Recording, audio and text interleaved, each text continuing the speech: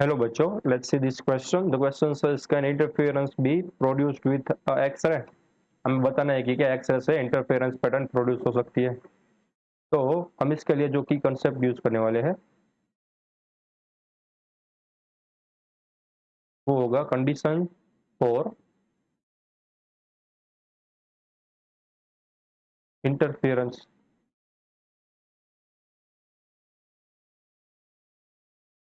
In wave.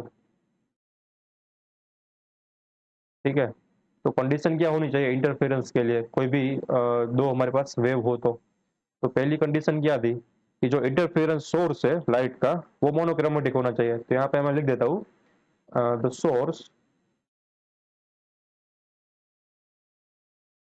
Must be monochromatic. Monochromatic नहीं होगा तो क्या होगा, हमें इंटरफेरेंस पैटर्न तो फिर भी मिलेगी बट वो हमें दिखेगी नहीं, क्योंकि उसका एवरेज जो स्क्रीन पे निकलेगा वो एज ए कंटिन्यूस स्पेक्ट्रम निकलेगा। ठीक है, तो हमें अगर इंटरफेरेंस चाहिए तो ये जो सोर्स होगा एक्सरे का वो मोनोक्रोमेटिक होना चाहिए। ठीक है, सेकंड कंडीशन क्या थी, सेकंड कंडीशन होनी चाहिए wave should be in the same frequency. तो wave should have same frequency. ठीक है, जितने भी वेव आ रही है स्लिट में से पास होगी तो सभी की सभी वेव की फ्रीक्वेंसी सेम होनी चाहिए। ठीक है, तभी हमें इंटरफेरेंस पैटर्न मिलेगा। थर्ड वन क्या होनी चाहिए, direction of the wave should also be the same. एक अलग अलग डायरेक्शन से नहीं आनी चाहिए, वरना जो इंटरफेरेंस पैटर्न है जो जैसी दिखनी चाहिए वैसी नहीं दिखेगी। राइट, तो डायरेक्शन शुड बी सेम।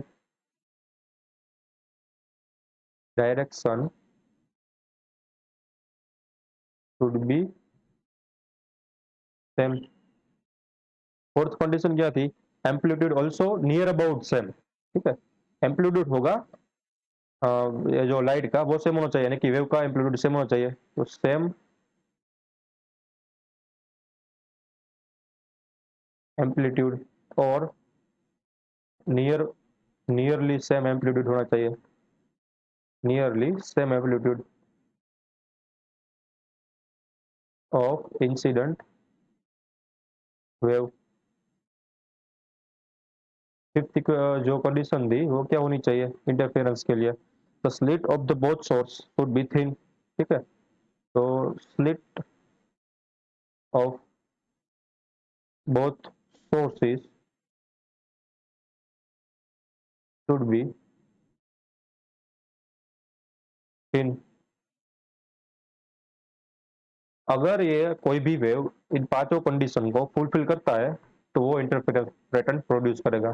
देखो यहाँ पर कहीं पर भी लेम्बडा का या फिर फ्रीक्वेंसी का वो नहीं है कि यही पर्टिकुलर लेम्बडा हमें इंटरफेरेंस पैटर्न बना के देगा। समझ रहे हो, कोई ऐसी लिमिट नहीं है हमारे पास कि एक्सरे नहीं देगी सिर्फ विजिबल ही देगी। ठीक है, या फिर सिर्फ माइक्रोवेव ही देगी इंटरफेरेंस पैटर्न, ऐसा यहाँ पर कोई भी उल्लेख नहीं है। इसका मतलब ये हुआ कि yes, x ray interference pattern produce कर सकती है मगर इन पांचों कंडीशन को फुलफिल करना चाहिए एक्सरे का सोर्स। ठीक है, तो यहाँ पर मैं लिख देता हूँ if the sources of X-ray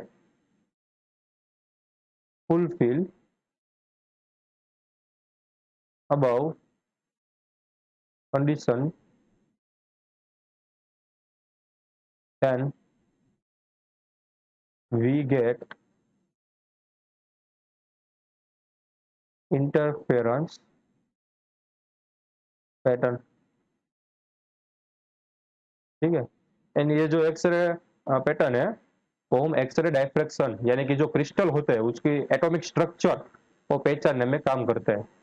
ठीक है, ये जो एक्सरे की वजह से जो इंटरफेरेंस प्रोड्यूस हो रहा है ना उसकी का हम यूज करते हैं, इसका एप्लीकेशन है एक्सरे का इंटरफेरेंस हो रहा है वहां पर। समझ रहे हो, तो एक्सरे का इंटरफेरेंस करके हम कोई भी क्रिस्टल या कोई भी मटेरियल हो हमारे पास उसकी एटॉमिक अरेंज कैसी हो सकती है उसकी हम जानकारी ले सकते हैं।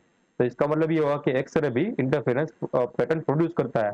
बट विजिबल्स विजिबल्स जो इंटरफेरेंस पैटर्न मिलती है उससे क्या डिफरेंस होता है, तो देखो हमें पता है कि फ्रिंज विथ या फिर जो ब्राइटर जो मैक्सिमा होता है वहां से कोई भी ब्राइट मैक्सिमा के बीच का डिस्टेंस क्या होता है सेंट्रल मैक्सिमा से, तो हमारे पास इक्वेशन होता है, ठीक है, डबल स्लिट एक्सपेरिमेंट से, x n is equal to n lambda capital D by small D.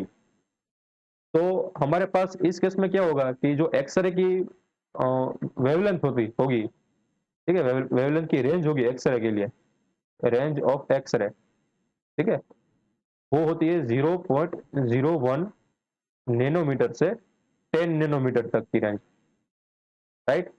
And मैं यहाँ पर लेमड़ा की रेंज लिखूं for visible spectrum, range of visible, तो वो होगी अराउंड 400 नैनोमीटर टू 750 नैनोमीटर, ठीक है, अराउंड है ये। तो इसका मतलब ये वो 1000 से 100 टाइम ये स्मॉलर है। तो हमें जो पैटर्न मिलेगी ना वो काइंड ऑफ नेरो मिलेगी, ठीक है।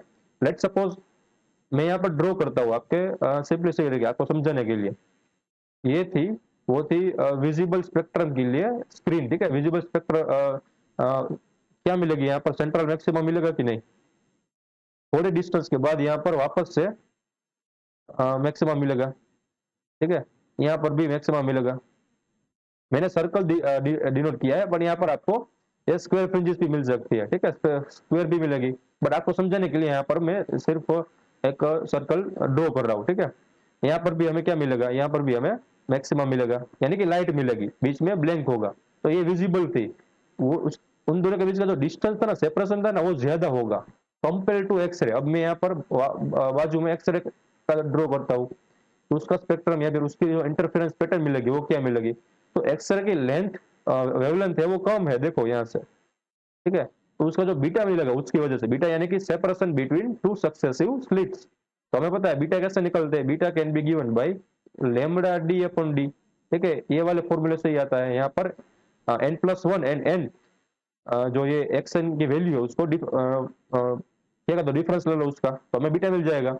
तो बीटा की वैल्यू है वो लेमड़ा पर डिपेंड करती है, जिसका लेमड़ा ज्यादा होगा उसका सेपरेशन ज्यादा होगा, जिसका लेमड़ा कम है उसका सेपरेशन भी कम है। तो ये जो हमें पैटर्न मिलेगी ना वो काफी नजदीक मिलेगी ऐसे, ठीक है, काफी नजदीक मिलेगी ऐसे। जो पैटर्न मिल रही है वो काफी नजदीक मिल रही है, तो हमें इसको डिस्टिंग्विश करने के लिए माइक्रोस्कोप चाहिए, ठीक है। तो बस यही डिफरेंस था, बाकी इंटरफेरेंस पैटर्न तो यहाँ पर भी मिलेगी, सिर्फ ये सक्सेसिव डिस्टेंस हो गए टू ब्राइट फ्रिंजेस या फिर टू डार्क फ्रिंजेस, उसका सेपरेशन होगा वो कम हो चुका होगा, तो वो हम डायरेक्टली ऑब्जर्व नहीं कर सकते, उसके लिए स्पेसिफिक माइक्रोस्कोप चाहिए उसको ऑब्जर्व करने के लिए, ठीक है। तो ये हम इसके कंक्लूजन लिख सकते हैं, ठीक है। तो final answer question is from our key concept that yes x-ray can produce the interference pattern if they satisfy these five conditions. I hope you understood it well. Best of luck.